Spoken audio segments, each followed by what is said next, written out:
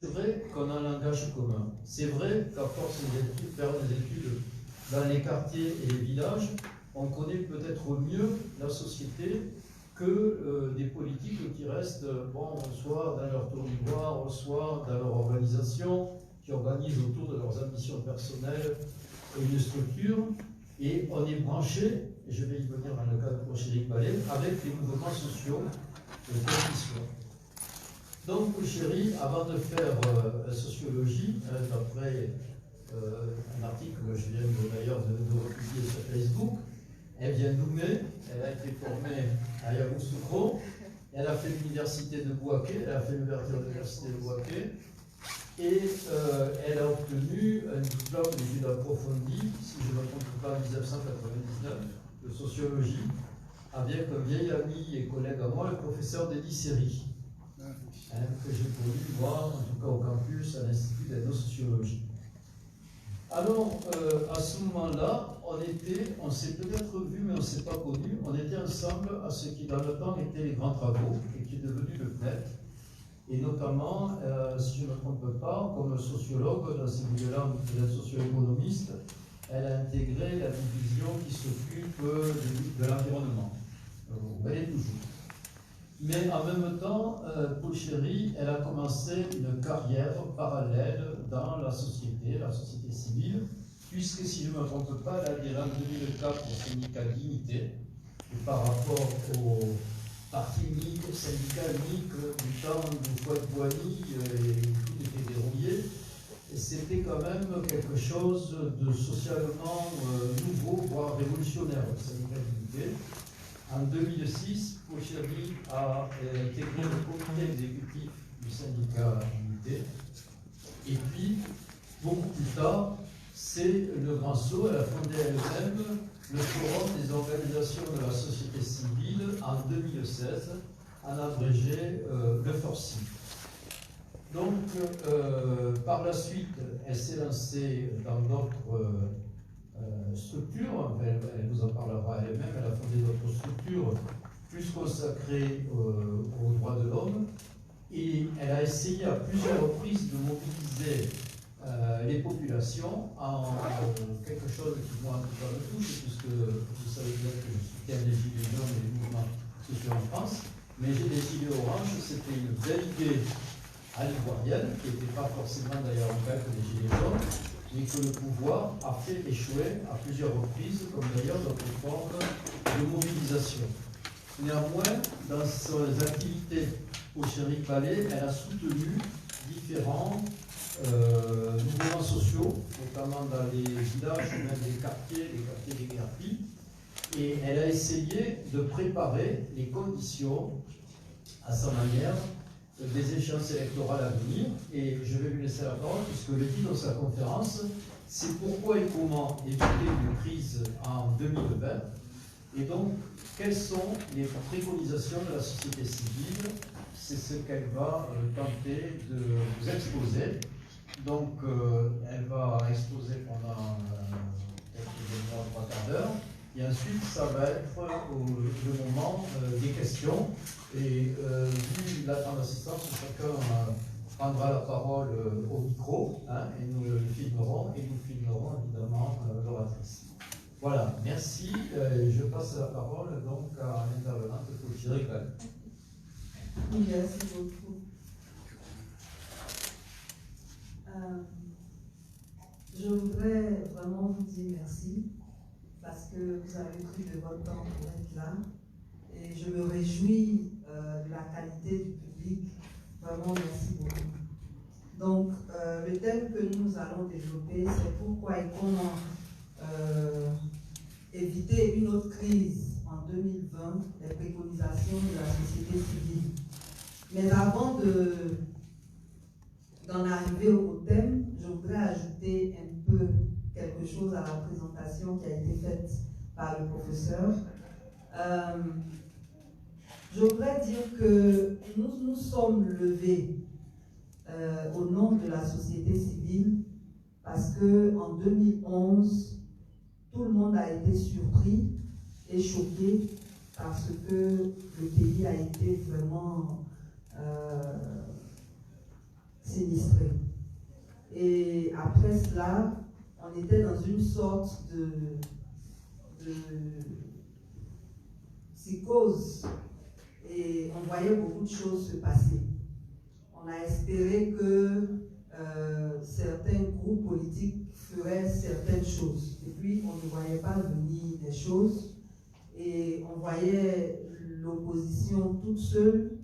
Et donc, on s'est dit, c'est pas normal que la société civile ne dise rien face à cette situation. Moi, je n'appartiens et je n'ai jamais appartenu à aucun parti politique. Comme on l'a expliqué tout à l'heure, je suis syndicaliste, mais j'ai trouvé injuste que deux camps s'affrontent dans notre pays et qu'un seul camp soit brimé et qu'aucune organisation de la société civile ne se lève pour ne serait-ce que dénoncer l'injustice. Et c'est comme ça que nous nous sommes levés avec le Forci pour dire que ce n'est pas normal que même des rapports internationaux fassent état du fait que les deux camps aient commis des exactions et qu'il y ait un camp qui soit brimé et que l'autre ait plutôt des promotions. Nous sommes tous Ivoiriens, on sait globalement qui est qui a fait quoi, et c'était vraiment révoltant. Mais en même temps, on ne l'a pas fait dans un esprit vindicatif. C'est pour cela que nous avions proposé à l'époque une amnistie générale. Parce que pour nous, ça allait permettre d'abréger les souffrances des uns et de rassurer les autres sur la possibilité d'engager un dialogue qui nous mènerait vers la réconciliation. Malheureusement, on n'a pas été entendu. Depuis 2017, c'est maintenant que tout le monde parle de réconciliation sans nous dire comment on y va. On y reviendra tout à l'heure. Mais c'était pour préciser, parce qu'on a entendu beaucoup de choses, c'était pour préciser que nous n'avons jamais appartenu à aucun parti politique et la lutte que nous faisons, c'est pour le bien du peuple ivoirien en général. Donc, pourquoi et comment éviter une autre crise en 2020? On va répondre directement au pourquoi. C'est parce que pour nous, les conditions ne sont pas réunies pour des élections crédibles actuellement. Nous sommes à 10 mois des élections et au plan politique, on constate une division dans tous les partis, au sein de tous les partis. Nous savons tous qu'en 2010, il y avait 2 blocs et il y a quand même eu la guerre. Donc imaginez-vous qu'en 2019, nous ayons le RHDP qui est maintenant en 3 partis, les autres partis qui ont des divisions internes. Donc vous imaginez que c'est pas évident. C'est pas évident. Et à cela s'ajoute le problème de la CEI. Je suis toujours au plan politique. Le 18 novembre 2016, une organisation de la société civile a obtenu de la Cour africaine des droits de l'homme et des peuples, voilà, la Cour africaine des droits de l'homme et des peuples a décidé, a demandé au chef d'État ivoirien de réformer la CEI dans un délai d'1 an. Ça veut dire que au 17 novembre 2017, cette réforme devait être achevée. Malheureusement, ce n'est que le 6 août 2018 que le chef de l'État a consenti à s'exécuter, mais il ne l'a pas fait immédiatement. C'est encore en janvier 2019 que les consultations ont commencé. Et de quelle manière? Le 21 janvier, les politiques ont été conviés. Et pas tous les politiques. Il y a même leader qui s'est invité, qui a été conduit. Ça a été la première réunion, les fameuses consultations.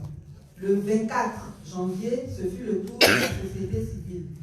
Là encore, on n'a pas invité tout le monde, même le GEPAT, le groupe de plaidoyer pour la transparence électorale.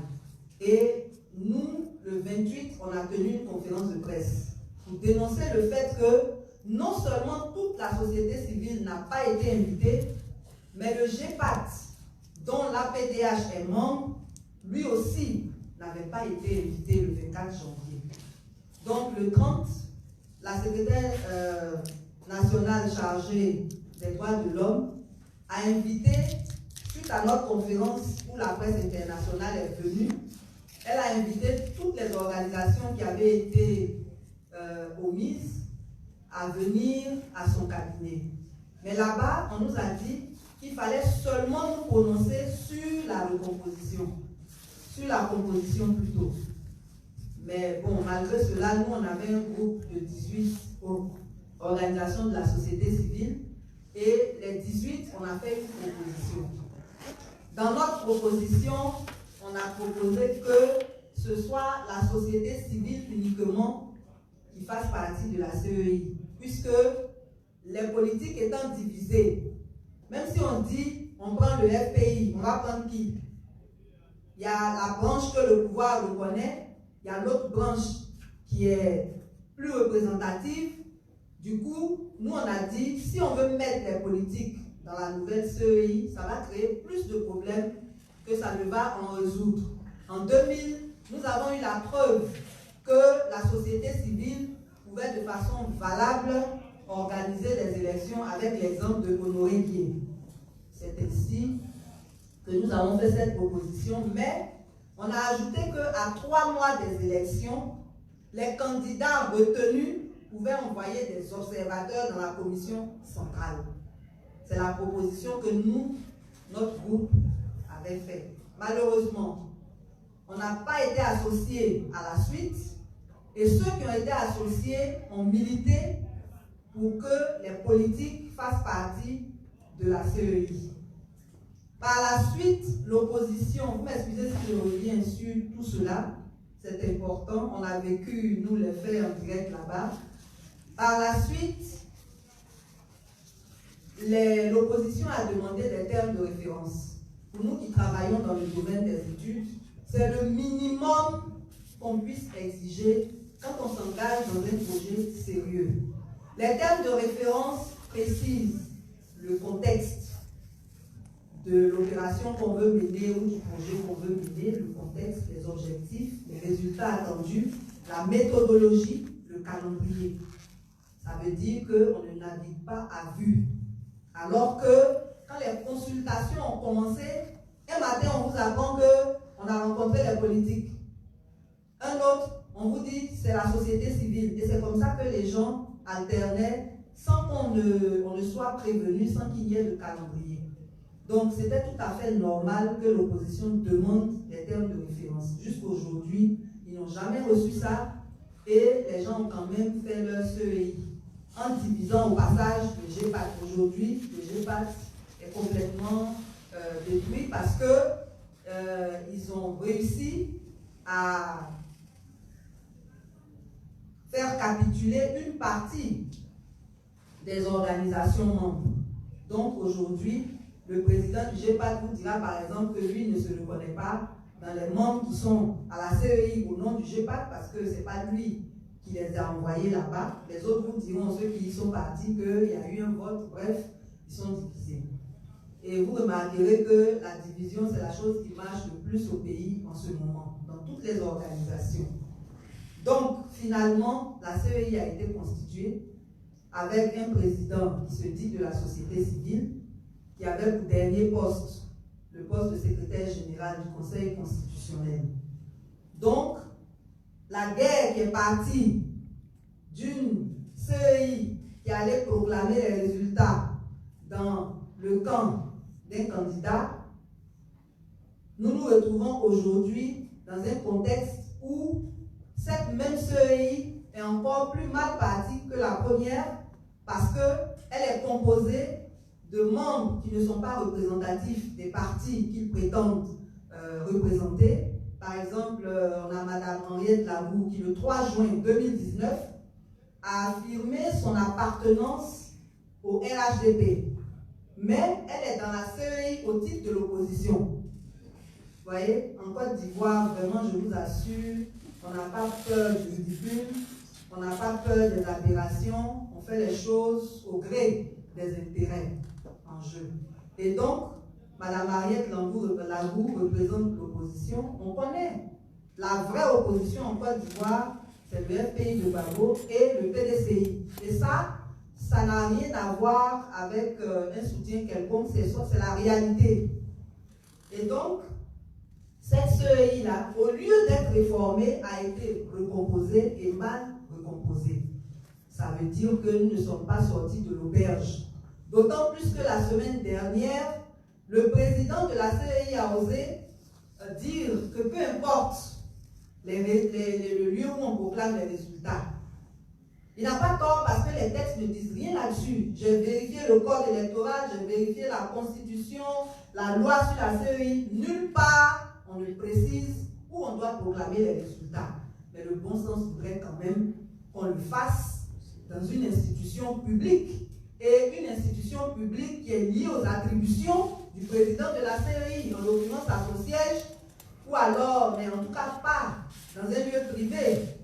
Et donc, c'est pour cela qu'il a eu ce précis. S'il le dit comme ça, vous conviendrez avec moi qu'il y a des raisons de s'inquiéter de cette CEI.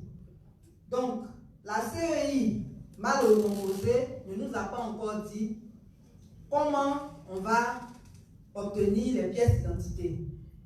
Parce qu'en 2019, toutes les cartes d'identité sont périmées, sauf les nouvelles qui sont en train d'être faites pour la plupart de ceux qui sont auteurs de fraude sur la nationalité. Parce qu'on en parle, mais nous qui travaillons sur le terrain, on voit des gens avec des noms à consonance étrangère qui ont des cartes d'identité. Est-ce qu'ils sont naturalisés? Et vous allez voir que pendant que nous, nos cartes sont périmées, chez eux, ils peuvent avoir 2028, puisque c'est pour 10 ans, 2028, 2019 et tout ça. Mais quand tu as le malheur de perdre ta carte d'identité, tu peux attendre 1 an. Moi, personnellement, j'ai attendu 8 mois avant qu'on ne me délivre la mienne. Dans tous les cas, actuellement, la majorité des cartes d'identité sont périmées. Ça, c'est un. On nous a dit qu'on les prolonge jusqu'au 20, en juin, plutôt 2020. Mais aujourd'hui, la nouvelle... À quel moment on va refaire les cartes? Alors que la loi dit, la nouvelle loi qu'ils ont prise dit qu'on doit payer 5 000 pour la carte d'identité. Mais les 5 000 là, il n'y a pas que ça. Avant de faire ta carte d'identité, il faut faire le certificat, l'extrait de naissance. Il y a des zones où les registres détruits n'ont pas été reconstitués. Donc ceux-là, pour avoir un extrait, c'est déjà un problème. Après, il faut faire le certificat de nationalité. Et certains font toutes ces courses en se déplaçant loin de leur lieu de résidence. Donc vous voyez tous les frais que cela engendre. Avant maintenant d'aller payer les fameux 5 000 au trésor, il y a des organisations de la société civile comme la coalition Ça Suffit et les parlementaires de l'opposition qui ont lutté pour la gratuité. Donc le mercredi passé, le mercredi 27, il y a eu une session parlementaire pour statuer encore sur cela. Mais comme c'est eux qui ont la majorité, ce n'est pas passé. Donc, la carte d'identité se fera comme la loi l'a décidé. Et on ne nous a pas encore dit à quel moment le processus va commencer. Alors que les cartes d'identité font désormais office de carte d'électeur. Ça veut dire que si tu n'as pas de carte d'identité, tu ne vas pas voter. C'est en cela que si les rumeurs de fraude sur la nationalité sont confirmées, c'est vraiment très très dangereux parce que beaucoup d'Ivoiriens ne pourront pas voter. Et cela relève des attributions de la CEI d'engager la procédure.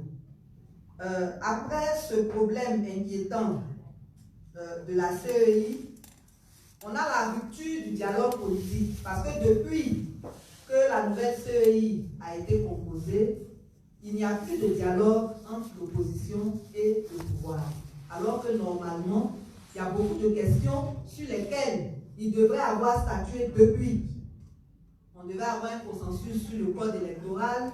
La CEI devait nous proposer un nouveau découpage électoral.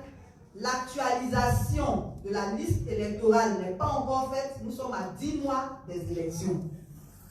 Donc, quand nous disons que les conditions ne sont pas réunies pour des élections crédibles, c'est eu égard à tous ces détails-là. Et normalement, le temps qui reste ne suffit pas pour boucler, ne serait-ce que l'opération de renouvellement des CNI et l'opération d'actualisation de la liste électorale. Ne serait-ce que ça. Mais parallèlement à ça, en dehors des rumeurs de fraude sur la nationalité qui mettent en péril aussi la crédibilité du scrutin, il y a le fait que le parti au pouvoir se permet d'annoncer publiquement certaines choses. Quand on dit c'est géré, c'est bouclé, quand on affirme qu'on enrôle les étrangers et puis il n'y a rien, comme on dit en Côte d'Ivoire, c'est des affirmations qui précèdent ce que le parti au pouvoir lui-même a dit il y a environ 2 ou 3 semaines, qu'aujourd'hui, là, eux, ils ont 3 750 000 adhérents. Bon, on voudrait bien avoir les preuves parce que en 2015, sur 6 millions d'inscrits, on a eu 3 129 000 votants. Suivez-moi bien.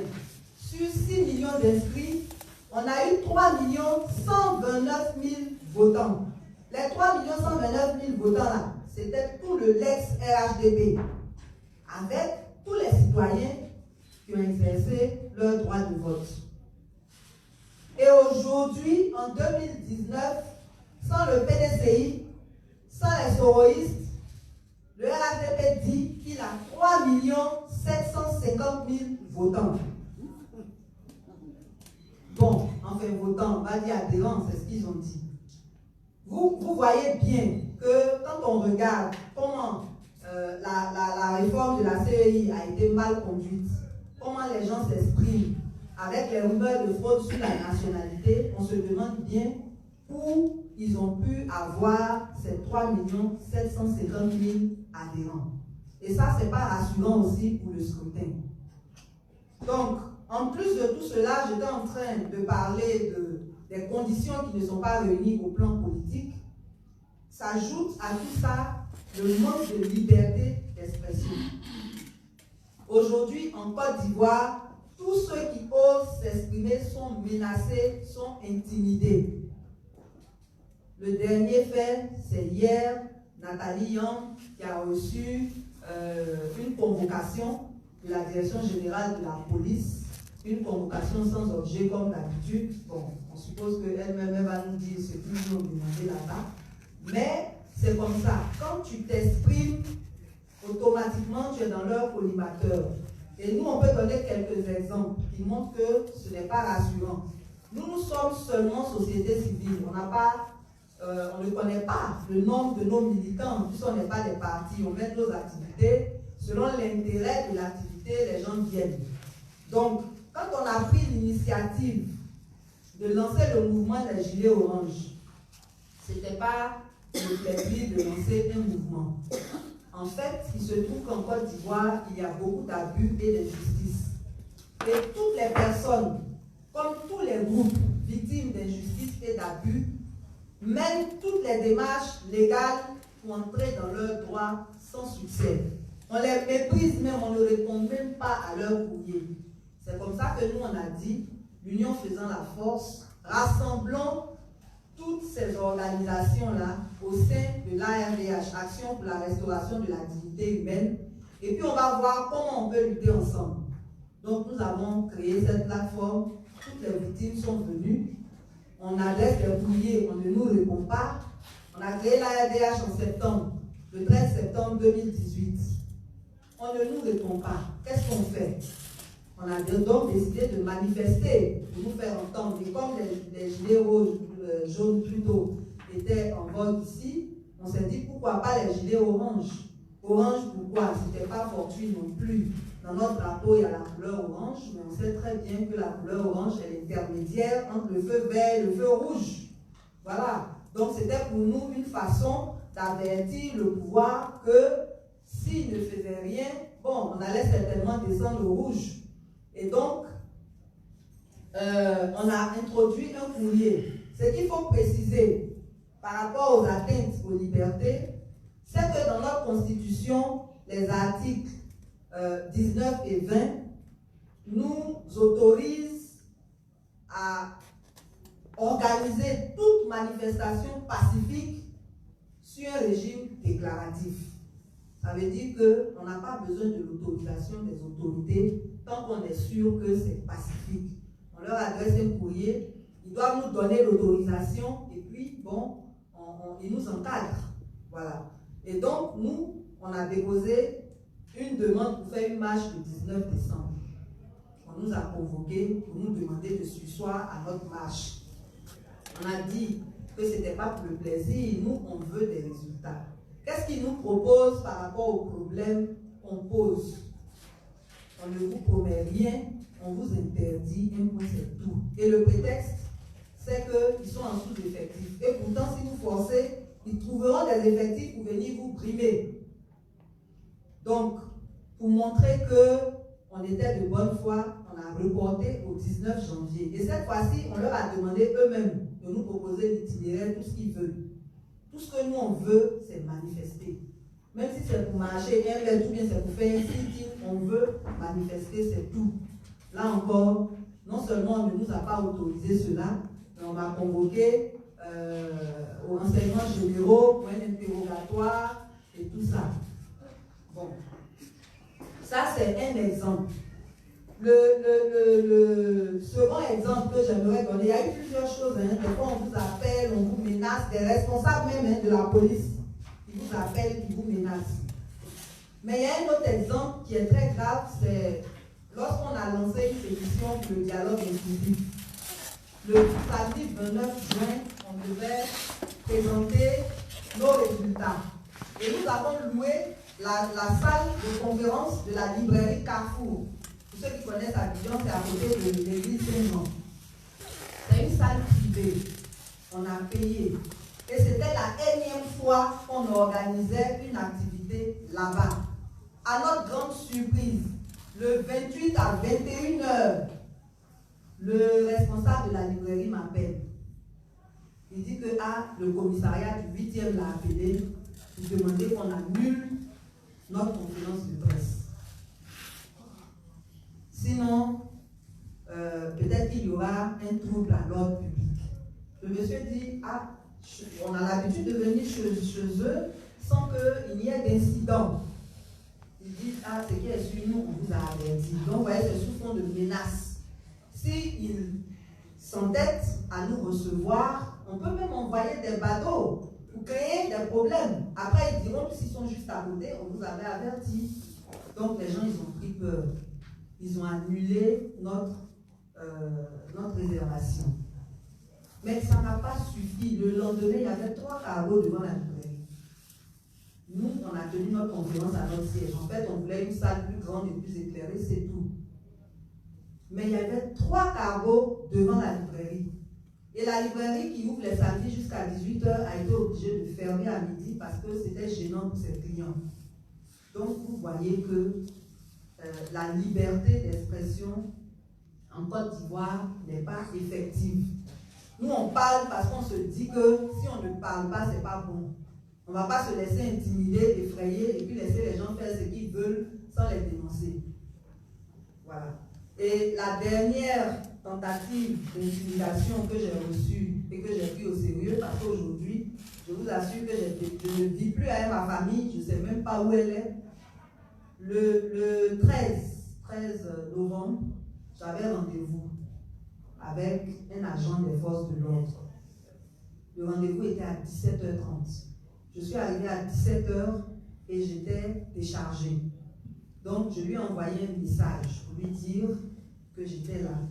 Il m'a dit qu'il ne pourrait pas venir, qu'il allait m'expliquer après. M'expliquer après, on ne s'est pas revu jusqu'aujourd'hui. Mais moi, j'ai dit, bon, je rentre chez moi et puis j'ai fermé le portable parce qu'il était déchargé. malheureusement, il m'avait envoyé un message que je n'ai pas pu voir. J'arrive à la maison, je prends mon temps pour faire tout ce que j'avais à faire, en temps je charge. Quand je rallume mon portable, je vois qu'il ne faut pas rentrer directement chez toi. Mais c'était déjà trop tard. Donc certainement que ce jour, on m'a suivi. Le lendemain, alors qu'aucune opération de recensement n'est en cours actuellement dans le pays, 3 agents recenseurs arrivent à la maison le jeudi 14, l'après-midi. Ils ont des badges de l'INS. Ils disent à ma petite soeur qu'ils sont venus pour un recensement. Sans document pour écrire quoi que ce soit. Et puis, on lui demande, il y a combien de personnes à la maison? On lui dit le nom. Qui est le chef de famille? Dès qu'elle a dit mon prénom, là, eux-mêmes, ils lui disent, c'est bon, on a eu ce qu'on voulait. Parce qu'en fait, là où moi j'habite, si tu ne me suis pas de près, quand j'entre, tu sais, il y a plusieurs appartements, tu ne sais pas où je suis entré. Donc, ce jour-là, ils ont interrogé toutes les portes. Et comme nous, on est en haut, peut-être qu'ils ont fini par nous, mais en tout cas, dès qu'ils ont entendu mon prénom, ils ont dit, c'est bon. Puis, ils sont partis. Donc, comme nous sommes dans un état qui n'est pas un état de droit, il y a beaucoup de choses qui se font, il y a des enlèvements, il y a tout. Moi, j'ai été obligée de déplacer ma famille. Comme ça, s'ils me suivent, ils continueront de me suivre. Je ne sais pas où ils sont, donc je ne les vois plus depuis le week-end où ça s'est passé là. Donc, pour dire que le pays est vraiment, on va dire, dangereux, mais bon, on travaille quand même parce qu'il faut qu'on le fasse. Au nom de la Côte d'Ivoire, il faut qu'on ne se laisse pas intimider. Donc, j'étais en train de dire qu'au plan politique, les conditions ne sont pas réunies des élections. Au plan technique, on a déjà parlé de la CNI, on a parlé de la liste électorale qui n'est pas actualisée. On a dit que ces 2 opérations à elles seules ne peuvent pas se faire dans le temps qui reste. Parce que selon même l'article 15 du Code électoral, au plus tard 2 semaines avant le scrutin, toutes les cartes doivent être distribuées. Mais on n'a même pas commencé à les refaire. Plus des millions d'Ivoiriens. À quel moment on commence? À quel moment on finit pour que 2 semaines avant le scrutin, les gens aient leur carte? Ça, c'est un. Par rapport à la liste électorale, 3 mois avant le scrutin, ça veut dire que dans les 6 mois qui suivent, puisqu'il nous reste 10 mois. 10 mois, c'est 3 fois 3 mois plus 1 mois. Ça veut dire donc que dans les 7 mois qui suivent là, il faudrait que les listes provisoires soient affichées. On n'a même pas encore commencé la procédure. À quel moment on va les afficher, les corriger, pour que 2 semaines avant le scrutin, on ait les listes définitives. Donc, on a déjà parlé du code électoral et tout. Donc, pour dire que, du point de vue technique, le temps qui reste pour qu'on organise les élections n'est pas suffisant. Donc, les raisons politiques font que le scrutin ne sera pas apparemment crédible. Les raisons techniques prouvent qu'il n'est pas possible de satisfaire les conditions techniques avant la période indiquée dans la Constitution qui est octobre 2020. Mais au plan social, il y a beaucoup trop de choses qui se passent également. Aujourd'hui, les citoyens ivoiriens sont en crise avec les institutions. Toutes les institutions, parce qu'il n'y a plus de séparation de pouvoir. Il n'y a plus de séparation de pouvoir. C'est l'exécutif qui décide de tout. Les pauvres magistrats même ont dû, il y a quelques mois, se manifester pour se plaindre. Ils ont fait des déclarations parce que leur profession est sapée. Aujourd'hui en Côte d'Ivoire, moi je peux vous traduire en justice à votre insu. Un matin vous êtes là, on vient, on vous donne un verdict. On a fait le procès dans votre dos. Ça se fait. Et dans toute la chaîne, il suffit d'avoir l'argent. C'est l'argent qui parle. Quel que soit ce que vous ayez fait, si vous avez raison, vous aurez tort. Si vous n'avez pas d'argent, payez. Donc aujourd'hui, les Ivoiriens n'ont plus confiance en leur justice. Les Ivoiriens n'ont plus confiance aussi aux forces de l'ordre.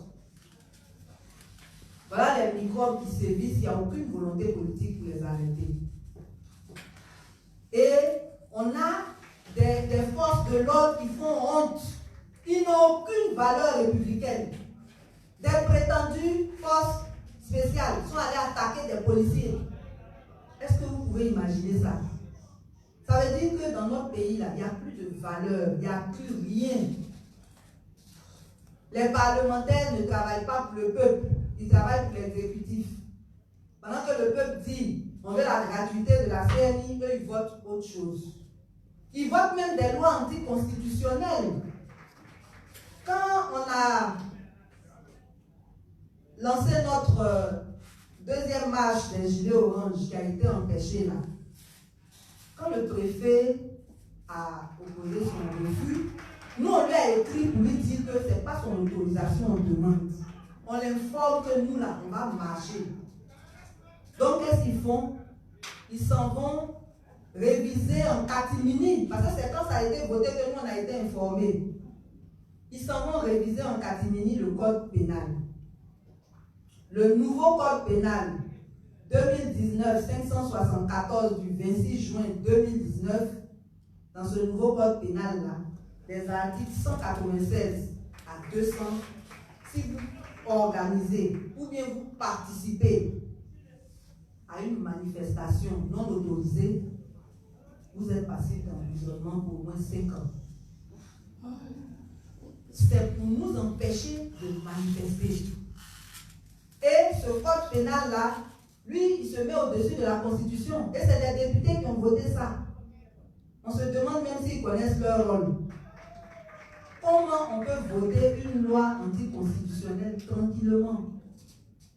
Donc, quand on vous dit que les Ivoiriens sont en crise avec leurs institutions, c'est très sérieux.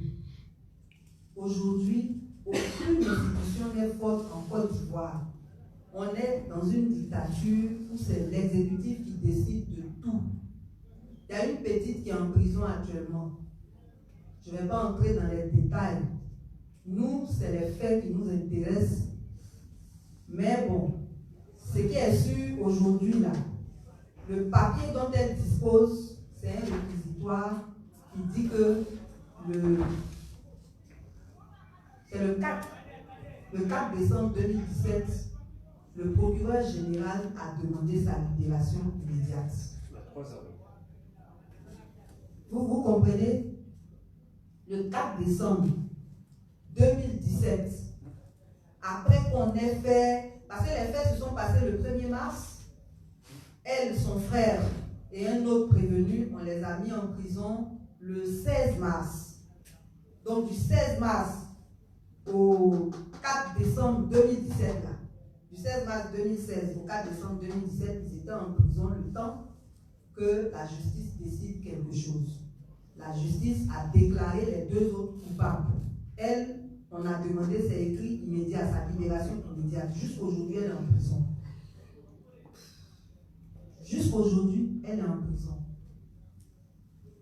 Donc, nous, on cherche à savoir pourquoi. On n'est pas encore arrivé au bout de la procédure, mais on verra ce que ça va donner. Vous avez appris aussi le cas de la petite Diana Blé au moment du décès de Didier Arafat. Toute la jeunesse ivoirienne avait été élue. Il y a eu plein de partages. Malheureusement, c'est elle, son copier-coller là, qui lui a valu 1 an de prison pour trouble à l'ordre public. Je ne sais pas comment un copier-coller peut trouver l'ordre public. Sur Facebook. Mais on lui a donné 1 an. On a lutté pour elle, Dieu merci. Après 54 jours de détention, elle a été libérée.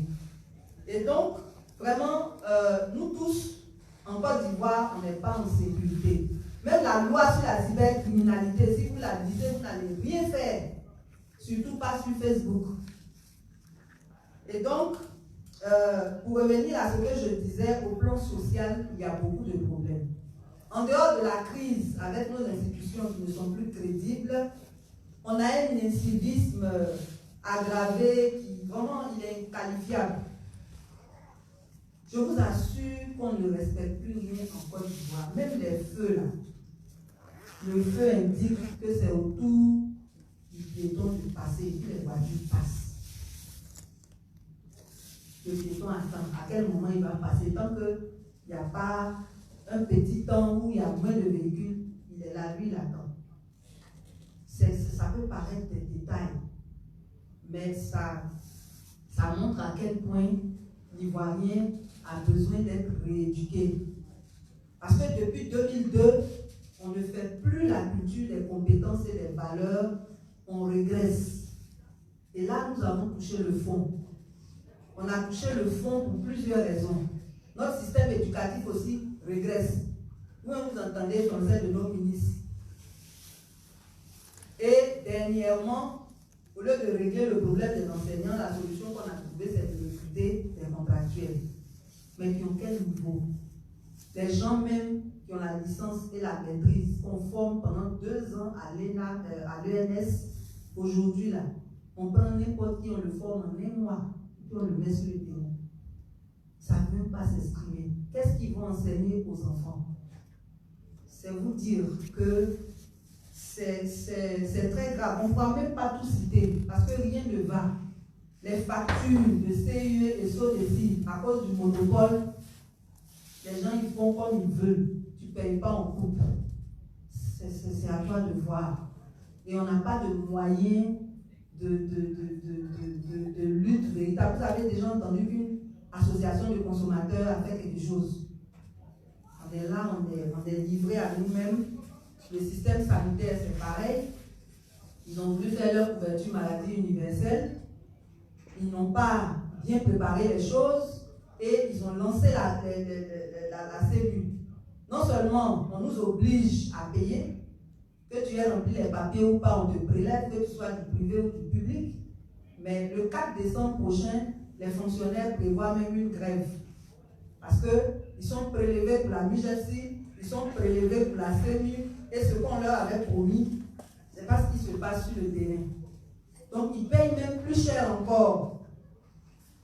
Bon, donc on ne comprend pas pourquoi les gens ont lancé ça. Certainement pour nous prélever pour avoir de l'argent, mais les services ne suivent pas.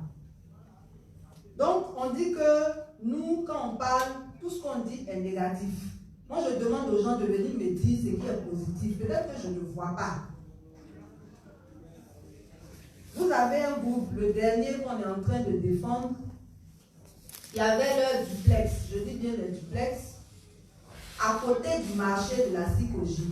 Quand en 1990, ce marché a été brûlé, la Sikoji leur a construit des baraques vers la place CP1. On leur a dit que c'était pour 6 mois le temps qu'on leur reconstruise des maisons. 6 mois là. Aujourd'hui, ça fait 29 ans. Et le 11 novembre 2019, on leur envoie des papiers pour leur dire que dans 2 semaines, ils doivent partir. Nous sommes en pleine année scolaire. Des fois, on se demande ce qui se passe dans la tête des autorités. Quand c'est les campagnes électorales, ils viennent faire la cour au peuple. Et une fois que la période est passée, c'est vraiment... Je ne sais pas si vous avez appris, ceux qui ont dormi dans les cimetières, mais leur situation est grave. Jusqu'à présent, ils n'ont rien obtenu. Ils faisaient partie de notre groupe plutôt pour les gilets oranges. Un matin, je vous assure, sans mise en demeure, sans aucune mise en demeure. Et quel jour? Le premier jour des écrits du bac. Donc vous imaginez que les parents et les enfants s'apprêtent pour aller à l'examen. Et ça, c'est en saison pluvieuse. Hein? 30 carreaux, 50 loubards. Ils sont tombés sur les gens, ils ont commencé à détruire les maisons. Donc ceux qui ont pu sauver quelque chose, c'est ceux qui étaient au bout. Pendant qu'on détruisait pour les autres, ils ont pris ce qu'ils pouvaient prendre. Mais ça, là, c'est quelle façon de gouverner? Quand vous ne pouvez pas arranger les gens, il ne faut pas les appauvrir. Et jusqu'aujourd'hui, on n'a rien fait sur le site. Ça veut dire que tranquillement, les gens auraient pu passer leurs examens, on aurait pu engager la procédure normale pour leur déguerpissement, mais non. Et aujourd'hui, c'est ceux de la Sikoji là qui sont menacés. Donc vous voyez que je ne vais pas donner tous les exemples, mais au plan social aussi, les conditions ne sont pas réunies pour des élections. Pour la simple raison que un des points importants de ce plan social-là, c'est que la réconciliation n'est pas effective. Le minimum même n'existe pas. Quand deux personnes sont en palabre, ça devient un conflit communautaire. Et on a des milliers d'exemples. Il y a eu Béoumi, il y a eu Argoville, il y a eu Kokumbo, un peu partout. C'est comme ça. Et ça témoigne du fait que rien n'a été fait de sérieux et de solide pour qu'il y ait un minimum de réconciliation.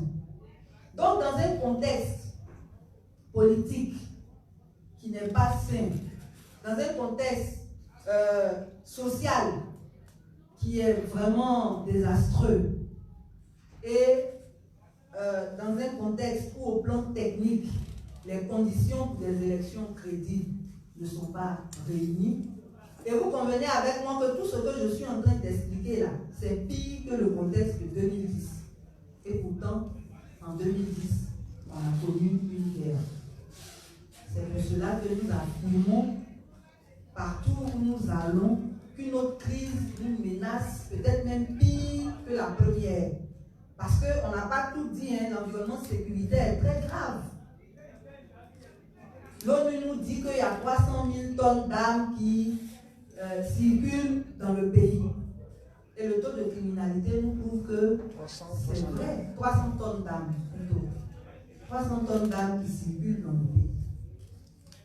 Et c'est dans ce contexte où le désarmement n'a pas été effectif qu'on va organiser des élections où il n'y a pas de dialogue politique, où il y a la grogne sociale, où vraiment rien ne va, où les institutions ne fonctionnent pas, où le chef de l'État fait ce qu'il veut, il viole la Constitution quand ça l'arrange, il l'applique quand ça l'arrange, lui-même il ne donne pas l'exemple. Où l'incivisme est généralisé, depuis le sommet jusqu'à la base. Donc, c'est pour cela que nous disons que les conditions ne sont pas réunies pour des élections crédibles. Maintenant, comment on fait? Comment on fait pour en sortir? Nous, on propose 3 choses, mais il y a 2 qui sont urgentes. La première chose qui est urgente, c'est que les Ivoiriens réalisent que nous ne sommes pas dans un jeu. Il y a des gens qu'on a maintenus 8 ans à La Haye pour crimes contre l'humanité, et puis on vient nous dire qu'ils sont acquittés, et puis on ne les libère pas. Ça, ce n'est pas une affaire de FPI, hein. C'est une affaire de logique. Donc, si chaque Ivoirien n'est pas capable de comprendre le drame que son pays vit, se dire que sa vie n'est pas plus importante que son pays, mais ce n'est pas leur faute, ils ne sont pas éduqués au civisme, au patriotisme, à toutes les valeurs qui fondent l'esprit de sacrifice pour son pays. Pendant qu'on est en train de souffrir dans ce contexte-là, on se combat. Donc, pour nous, la première solution, c'est l'unité. Aujourd'hui, chacun se dise, que je sois FPI, que je sois chrétien, que je sois musulman, PDCI, tout ce qu'on veut, nous devons nous unir pour notre pays.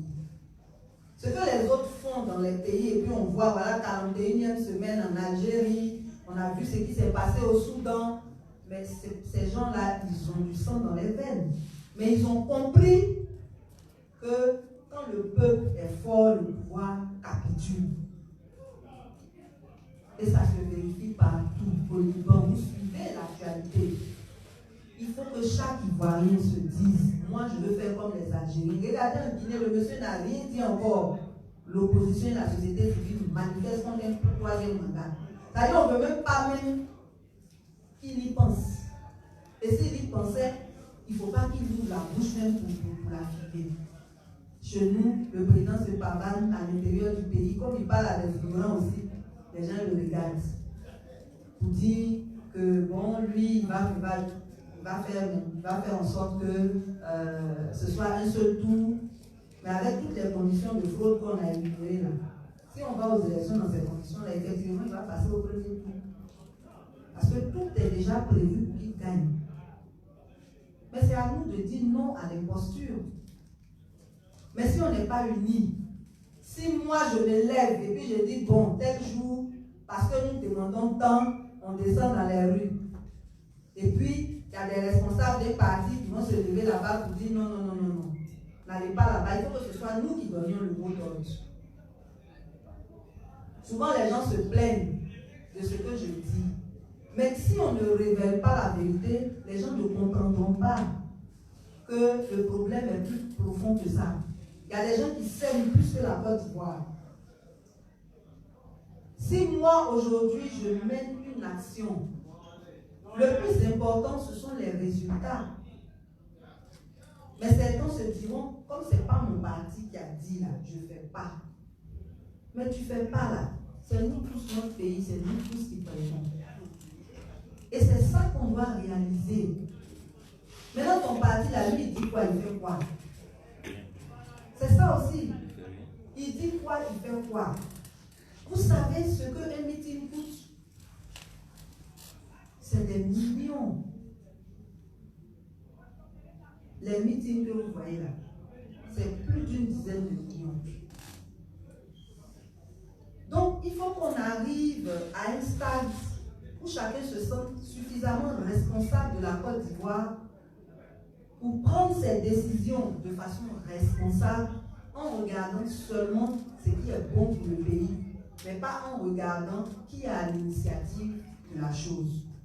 Donc, la première chose que nous devons arriver à faire, c'est de nous unir autour de notre pays. Et actuellement, là, il nous reste 10 mois. Hein. Si on reste dans les bavardages, là, élections, là, ça va se passer. Que les conditions soient réunies ou pas, ça va se passer. Et le pouvoir en place va rester là. Et nous serons encore plus malheureux. Parce que plus il reste, moins il nous considère. Et plus il nous brille. Quand je parle, on dit celle-là, elle est de l'opposition. On n'est pas de l'opposition. Le rôle de la société civile, c'est de faire un arbitrage, un travail de contrôle citoyen par rapport à l'action gouvernementale. Mais quand l'action gouvernementale est néfaste sur toute la ligne pour le peuple, on fait comment? On va parler forcément comme les opposants, puisqu'on va passer tout notre temps à dénoncer au lieu d'applaudir quoi que ce soit. Mais ce qu'on doit applaudir, là, ça n'existe pas. On est dans les mensonges depuis le début. Et ça continue. Donc, si nous ne sommes pas unis, nous tous, on va perdre. Donc, c'est vraiment à chacun de se remettre en cause, s'il a compris, de sensibiliser les autres et surtout de réaliser que le temps joue contre nous. C'est vraiment important. La deuxième chose, c'est le dialogue inclusif. Mais lui, il relève entièrement de la responsabilité du pouvoir. Le dialogue inclusif. Parce qu'aujourd'hui, nous sommes dans une situation où aucune partie à elle toute seule ne peut nous donner les solutions à nos problèmes. Il faut forcément que pouvoir, opposition et société civile s'asseyent pour convenir d'un minimum, pour convenir d'un consensus qui nous permette d'avancer. Et tant qu'on n'aura pas fait ce dialogue inclusif, la prochaine guerre est certaine. Parce que si on ne communique pas, que chacun est braqué sur ses positions, on va aller forcément à l'affrontement. Puisqu'on ne va pas harmoniser nos points de vue pour tirer au moins le minimum qui nous arrange. Et le plus grand perdant, ça sera la Côte d'Ivoire. Donc là aussi, ce n'est pas de nous notre responsabilité, c'est de la responsabilité du gouvernement. Mais comme dans les autres pays, on devrait pouvoir, si on est unis, imposer cela au gouvernement. On ne va pas se dire, bon, comme il ne veut pas, bon, nous aussi on s'en fout. Mais si on s'en fout, là, c'est nous qui perdons. Comme je l'ai dit tout à l'heure, nous n'avons plus assez de temps. Maintenant, il nous reste 10 mois. Quand décembre va finir, il va nous rester 9 mois, ainsi de suite. Mais la situation n'évolue pas. Le dialogue inclusif, nous, on le demande depuis mars 2019, quand on a créé Alternative Citoyenne Ivoirienne. La troisième chose, c'est par rapport à la réconciliation. Ce mot doit arrêter d'être un slogan. Il doit être conçu comme un programme de développement. Et nous nous proposons, nous, société civile, d'ici le début de l'année prochaine, de proposer quelque chose. Si les politiques nous écoutent, gloire à Dieu, sinon on aura bien. Mais au-delà de la vérité, la repentance, le pardon, il y a beaucoup d'autres aspects. Il y a les aspects politiques, il y a les aspects sociaux, il y a les aspects économiques. Aujourd'hui, dans le pays, là, les gens sont expropriés, surtout à l'ouest, là. Ils ne peuvent même pas entrer dans leur plantation. Mais ce n'est pas à l'ouest seulement, même à Abidjan. On vient, on t'arrache ta maison, on t'arrache ton terrain. Et puis on t'envoie en justice, tu perds. Vous ne pouvez pas imaginer tout ce qui se passe en Côte d'Ivoire. C'est incroyable. Il y a des choses même là. C'est quand la personne même qui te parle te montre ses papiers. Toi, tu consens à la croire parce que ce qu'elle te raconte est tellement incroyable que tu te dis, bon, elle invente des histoires. Donc, la réconciliation, là, il y a des réparations à faire. Tant du point de vue économique, social, humanitaire. Parce que ses conséquences sont très profondes. Mais en dehors de ça, nous, on a effectué une mission au Rwanda il y a 3 semaines. Le Rwanda a connu aussi une guerre identitaire, comme nous. Mais là-bas, ça a été pire. Parce que les gens se sont assis pour faire un plan même des personnes à éliminer. D'après les données officielles, ils ont tué 1000 personnes en 20 minutes quand ça s'est déclenché. Parce que tous les Tutsis étaient déjà identifiés. Mais aujourd'hui, là, le Rwanda, on ne va pas dire qu'il est totalement réconcilié, parce qu'il y a toujours des relents, voilà, mais aujourd'hui, il y a un minimum. C'est ce minimum-là que nous demandons en Côte d'Ivoire. Mais ce qui vous frappe quand vous arrivez là-bas, c'est que ce minimum-là, il est basé sur le civisme. Moi, je suis arrivé là-bas, comme nous, on est habitué au désordre. Je m'arrête devant les bandes blanches, chez eux, c'est jaune. Mais je vous assure, des milliers de voitures vont s'arrêter tant que vous n'êtes pas passé. Ce n'est même pas une affaire de feu. Quand on voit un peloton devant les bandes blanches, on ne passe plus. Le Rwanda est tellement propre. Le Rwanda est aussi propre que la Côte d'Ivoire est sale. Même leur caniveau là, si vous avez vu quelque chose dedans, c'est qu'il y a un arbre qui est à côté, ces feuilles sont tombées. Mais le lendemain, même feuille là, vous n'allez pas venir trouver ça. Après le bac, les gens font 6 mois de service civique. Ils sont disciplinés. Vous ne verrez jamais un soulard dans les rues. Là-bas, là, quand on veut se saouler, c'est à la maison. Si on vous a pris au volant dans la rue, vous allez en prison. Ils ont des lois dissuasives qui ont discipliné les gens. Et nous, on a besoin de cette rééducation-là. Mais pour ça, il faut avoir un dirigeant qui se soucie de restaurer tout. Malheureusement, ce n'est pas le cas actuellement, parce que actuellement, celui qui est là, lui, il détruit. Et puis, il n'y a rien, comme on dit en Côte d'Ivoire. Après 2 mandats, aucune réconciliation, rien, la haine là est toujours là. Et puis, plus rien ne fonctionne dans le pays. Donc, je pense que j'ai trop parlé. Il y a 3 choses fondamentales. Il y a une qui dépend de nous. Et si on la réussit, on sera plus fort que les armes, c'est d'être unis. Et Dieu merci, vous êtes un public de qualité, vous voyez de quoi je parle. Notre délivrance, là, c'est dans nos mains. C'est à nous de décider si on veut s'en sortir. Et qu'est-ce qui est plus important pour nous que notre pays, que l'avenir de nos enfants? Moi, je pense que rien n'est plus important que ça. Et si on a compris ça, on va se lever comme un seul homme et les armes vont capituler. Jamais, jamais, aucun régime n'a résisté au peuple. L'exemple du Soudan est là. Il y a plusieurs exemples autour de nous. Et ça là, on ne va pas se cacher pour parler de ça. Parce que c'est à ça qu'on doit arriver. Quand on parle, on ne nous écoute pas. On donne des solutions, on ne nous écoute pas. Si je rentre là, peut-être on a dit, bon, on l'a emprisonné pour incitation à ceci ou à cela, c'est eux qui connaissent leurs droits. Mais ce n'est pas une raison de ne pas qu'on se parle franchement. Parce que la vie du pays ne veut pas se limiter à moi, ma personne. Si les gens ont compris le message, là, même si moi on m'a prise, là, les choses vont se faire comme ça doit se faire. Si les gens ont compris et ont leur responsabilité, ce n'est pas un parti politique qui va nous sauver. C'est nous-mêmes. C'est nous-mêmes. Et quand nous parlons de dialogue inclusif, mais il s'agit de tout le monde. Parce que le dialogue là va définir un minimum de consensus. Donc, le président Gbagbo, qui est responsable d'un grand parti, il faut qu'il soit là. Il faut que le président Bédié soit là. Il faut que Soro soit là. Tous ceux qui ont un groupe sous leur couple là, ils doivent s'asseoir pour se parler. Donc, ceux aussi qui refusent certains dialogues là, c'est qu'ils n'ont rien compris à la réconciliation. Il y a des gens qui se plaignent. Pourquoi Blaise Bouillet a reçu Soro?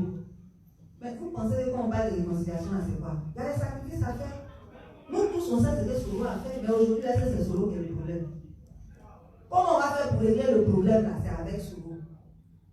Et ça, là, on doit le comprendre. Si on n'a pas compris, on ne doit même plus parler de réconciliation. Ça ne veut pas dire que la vérité ne va pas se faire. Ça ne veut pas dire que la vérité ne va pas s'établir. Qu'on sera tous d'accord pour s'asseoir là. Parce qu'il faut apaiser les victimes. Il y a des gens qui ont fait prison cadeau. Il y a des gens qui ont perdu des parents, on ne va pas les ressusciter. Il y a des gens qui ont tout perdu. Mais il faut que la vérité soit dite aussi. Qu'on dise, toi là, voilà ce que tu as fait, tu as fait, tu as fait. Tu le reconnais, tu demandes pardon. Si on va te juger là, c'est ensemble qu'on va décider de comment on va faire les choses. Parce que quand on ne décidera pas ensemble, personne ne prendra ses responsabilités par rapport à ce qui a été décidé.